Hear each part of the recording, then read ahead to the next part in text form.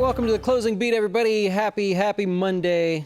Hope you're having a good day here today. This is our Closing Beat show. We're financial advisors here at Jazz Wealth. We just do a laid-back stock market update show, just kind of go over the good, the bad, and the ugly today. And some days we got to bring you the ugly. Today would be one of those. We'll, of course, cover that. We'll hope you'll check us out at jazzwealth.com. We're a different way of going about having a financial advisor. Typically, only the wealthy have access to, the tips and tricks and sort of planning strategies and everything. Well, we are bringing that to everybody. And one way that we're bringing that to you is this Thursday, live here on this channel, we're bringing Mr. Josh Scanlon with Heritage Wealth Planning.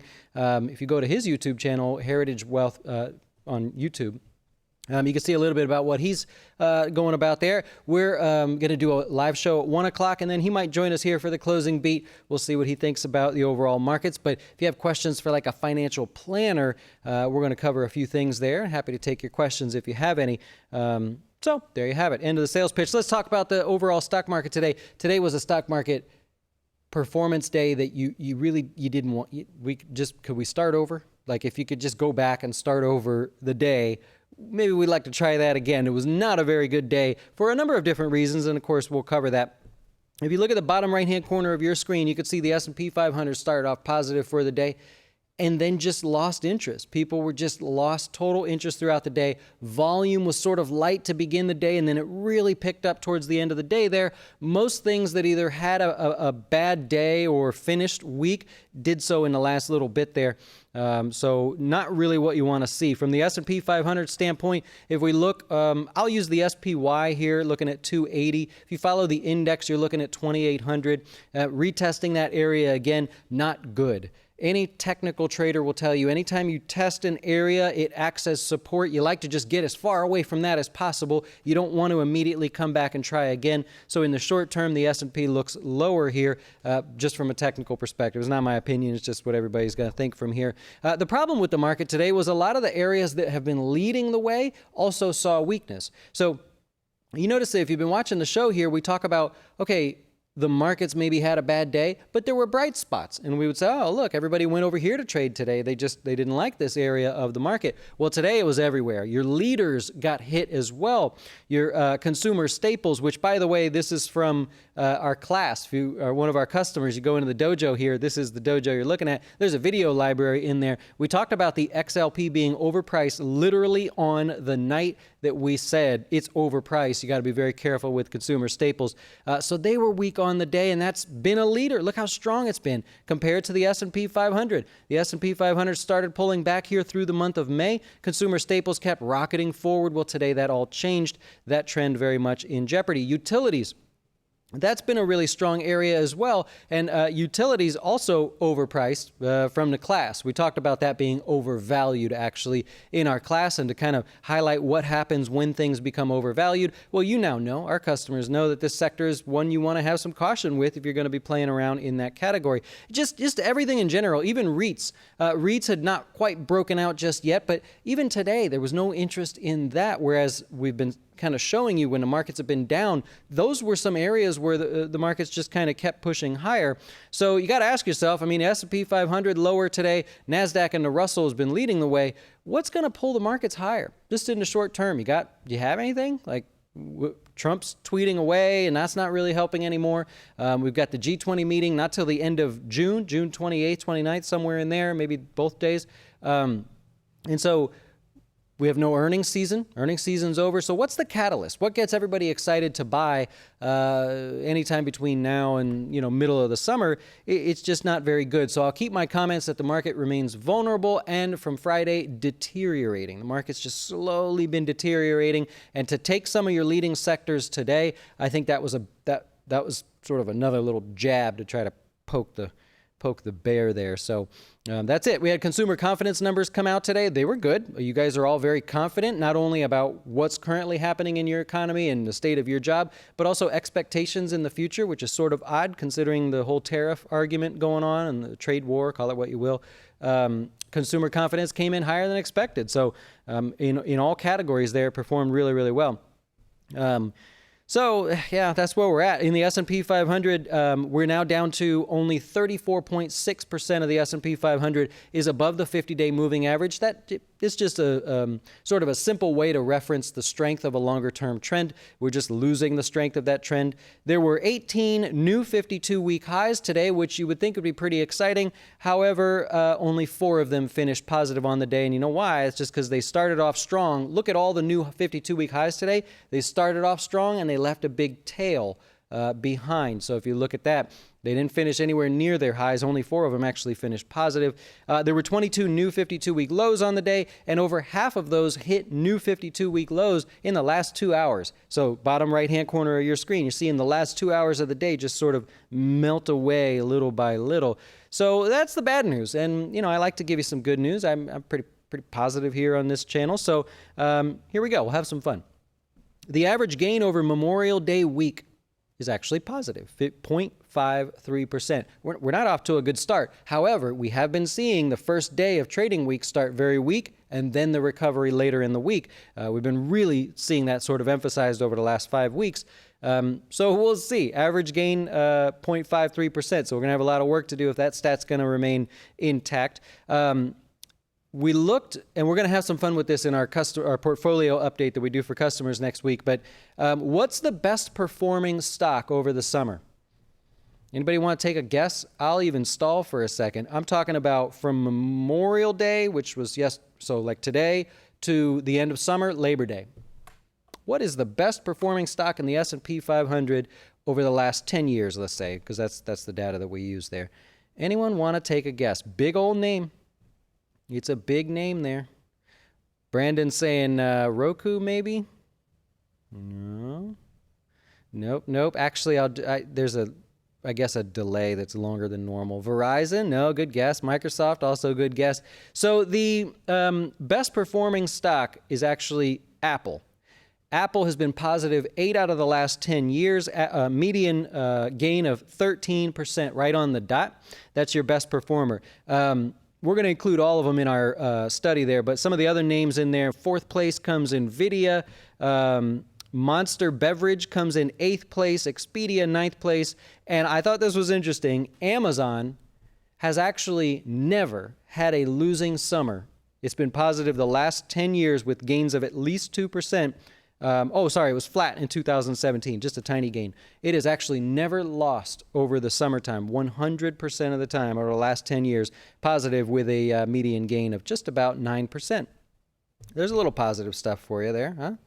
All right, let's take a look at some stocks here for the day. In the markets in general, speaking of Apple, let's go take a look at Apple there. So you got a lot of opinions going on in Apple. What's the trade war actually going to cost them? How are they going to position all this stuff to hurt to their bottom line? What's it going to take? Citi lowered their price target, I believe, on that trade war sort of comment there. You had a lot of news on Apple today, just from an analyst perspective. So that one was in the news. Alibaba. There you go. They're thinking about doing a secondary listing over in Hong Kong. That's getting more and more popular, by the way. I don't know if you pay attention to that, but that's starting to get more popular. Alibaba hinting at it. It'd be $20 billion if they did that. That's what they're trying to raise anyways, so they were in the news. FedEx was in the news over the weekend. Huawei, that were all sort of, I don't know. It's just fights, stuff going on there. Huawei basically said, hey, we're going to look into our partnership with FedEx and see if we maybe make some changes. They're accusing FedEx of diverting some packages away from Huawei playing games there. I don't know. Drama, right? Drama. MGM in the news because over the weekend, Barron's puts out a lot of articles. Barron's, it really tries to grab your attention over the weekends, and they said that the stock is actually very much attractively priced here, just over $25. Don't know if you care about that. Momo in the news was positive on the day, beat on earnings and beat on revenue. So that was earnings from last Friday. Teva is going to pay Oklahoma, how much was it? $85 million over an opioid settlement. Stock's down by about 12% on the day. AMD was your best performer in the S&P 500. Good news out of them. Is up, let's call it 10% on the day. New products coming out there. They're supposedly really good, and they really kind of stuck it to Intel, trying to show how good they were there. So there's a couple things in the news for you. Communication services a little bit higher. Google and Facebook were positive on the day. Facebook added about 2%. Actually, Alphabet only finished up just slightly positive. So that's basically that. Other than that, there's a lot of red on the screen. No matter how you look at your screen, you're very likely going to see a lot of red. Your two leading sectors, your consumer staples and utilities, that's to me the news of the day.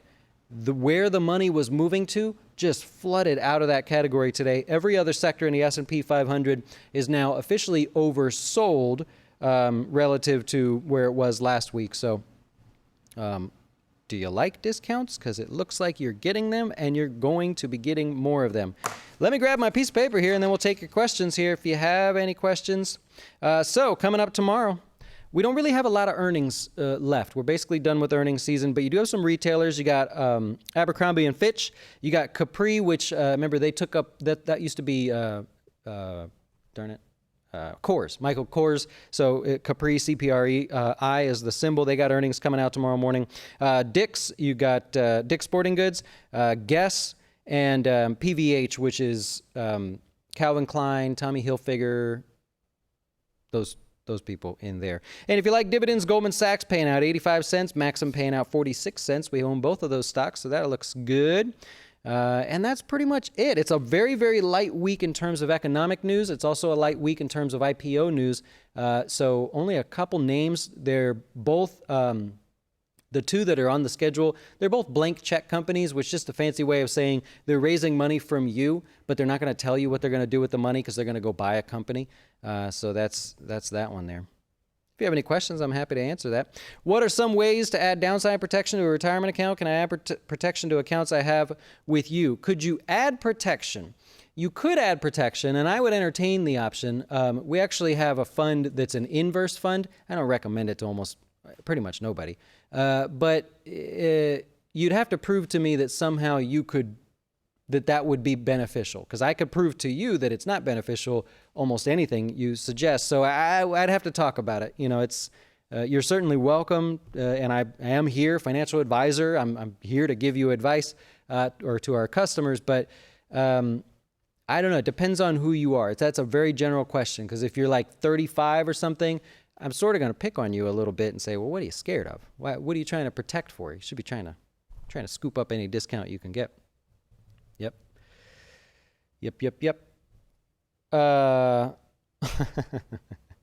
Nice. Yeah, I mean, there's plenty of options. It's got to make sense. I don't like the whole timing thing there. So, yeah, tough one. Chipotle's on fire. Yeah, that was one of the better performers today. Did it finish up 3%? No, 2%. Still, hey, looking good there. Yeah, they've done well. It's holding up pretty good there. So, yeah, can't complain. I'm helping them. I can honestly say I've been there quite a few times lately. You got call options on Apple at 165. It's been a while since I've looked at that. I wouldn't argue with the 165 level if you could get it down there, or if you're selling puts or whatever you're doing. I would think you could wait just. I mean, I can't tell you what to do, but wait just a little bit. There you go. Do you think the tariffs laws will actually pass this year? No, I don't. I don't think that's a overnight thing. I really don't like the way this is going either, where now it's becoming adversarial, like, you know, a very national type thing, like America versus China, and the people in China are like, no, we're not doing anything, and people in America are like, yeah, China sucks. I don't like that. That's not what this was supposed to be about. I'd certainly like to see that change before it gets too crazy, because it's very hard to change people's minds. I mean, I'm here every day, like sort of marketing, but trying to help. Could you imagine changing an entire country's mindset about what they think about another country? That's a tough one. That's a tough one. Can you do options at Jazz? We do for our retired customers. We do not for anyone who is not currently retired. Yep. Steve says, Oracle? What about Oracle? Also beaten down today, 2%. Working on a discount there. That's typically a pretty slow and boring mover. So I don't know what you want to say there. No, I don't think the trade war is totally priced in the markets, because we don't know what effect that it's actually had on a lot of these companies. They're still trying to figure out how it's going to affect Apple, you know, down to as close as they can. So, no, that's going to start showing up in earnings. Remember, every earnings season, I tell you, what is everybody going to be focused on ahead of time so that you know, like, you don't have to listen to all the nonsense. You can just focus in on what everybody's looking at. This earnings season coming up, it'll be the first time we can actually look and see were companies affected by tariffs able to raise prices? And if so, did you pay them? Because you're ultimately paying for all of this.